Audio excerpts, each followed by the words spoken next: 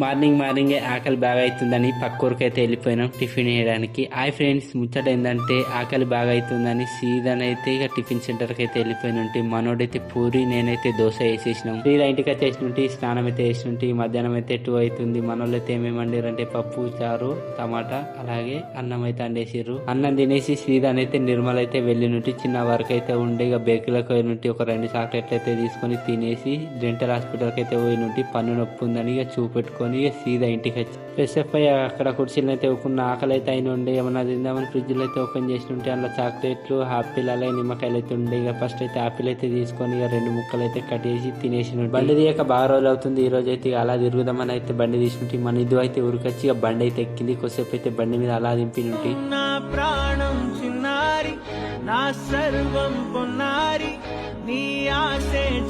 సీదా గ్రౌండ్ లోకి అయితే వచ్చినట్టు ఇక టైం పాస్ అయితే ఇక మనోళ్ళు అయితే క్రికెట్ ఆడుతారు పిల్లగాళ్ళు అయితే. ఇక నేనైతే అక్కడనైతే ఊకుండా అయితే చూస్తున్నాను. మనోడు అయితే బౌలింగ్ అయితే వేరే లెవెల్ వేస్తుండు. నేను కూడా క్రికెట్ ఆడమని అయితే వెళ్ళినట్టు ఇక పిల్లగాళ్ళు ఆడుతారు, మనం ఎందుకు ఆడుతుంటే సైడ్ కి అయితే వచ్చేసినట్టు ఇక వాళ్ళు అయితే విన్నింగ్ అయితే అయిపోయారు. బెట్టింగ్ అయితే 50-50 అయితే గెలిచిర్రట. ఇక నెక్స్ట్ అయితే పెద్దోళ్ళు అయితే ఆడుతారు. ఇక కొద్దిసేపు అయితే చూసి ఇంటికి అయితే బయలుదేరినట్టు. ఈ రోజు బ్లాగ్ ఇంతే, నెక్స్ట్ వీడియోలో మళ్ళీ కలుద్దాం.